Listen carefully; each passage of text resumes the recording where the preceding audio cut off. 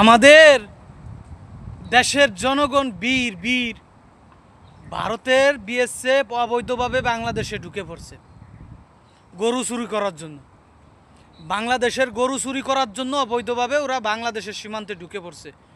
আমাদের সাধারণ জনগণ বাস দেওয়াই রয়েছে, দেখেন বাস দেওয়াই রয়েছে। এ লজ্জা লজ্জা।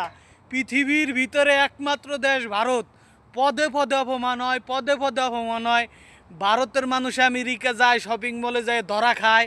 বাংলাদেশের তো ছাগল চুরি হয়ে ভারতের একটা প্রশাসন বিএসএফ, সেই বিএসএফ বাংলাদেশের থেকে ছাগল চুরি করে ধরা খায়, গরু চুরি হবার এসে ধরা খায়।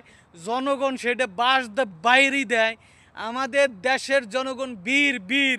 আমি সেলট জানাই ওই এলাকার জনগণরে। জীবনের মায়া না করে নিজের মাতৃভূমিকে রক্ষা করার জন্য যে সন্তানেরা এইভাবে এগিয়ে যেতে পারে, এই সন্তানদেরকে ডাবায় রাখা যাবে না।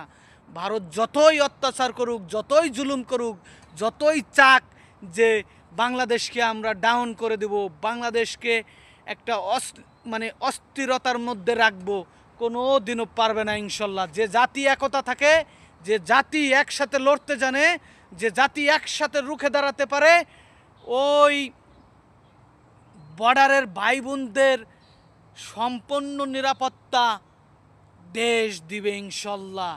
ওরা আমাদের ভাই, আমরা ওদের ভাই। এটা আমাদের বাংলাদেশ।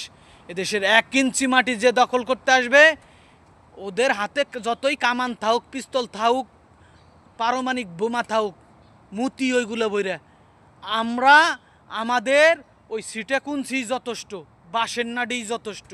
কিচ্ছু না পাইলে গাছের ডাল ভাঙ্গে লড়াই করব, ওইটাই আমাদের জন্য যথেষ্ট ইনশাল্লাহ। রাখে আল্লাহ মারেকে। আল্লাহ পাক যদি চায়, বাংলাদেশ 1 পয়সার জিনিস কিনবে না ভারত থেকে, 1 পয়সার জিনিস কিনবে না ভারত থেকে। আল্লাহ পাক যদি চায়, বাংলাদেশের কোনো ক্ষতি হবে না ইনশাল্লাহ।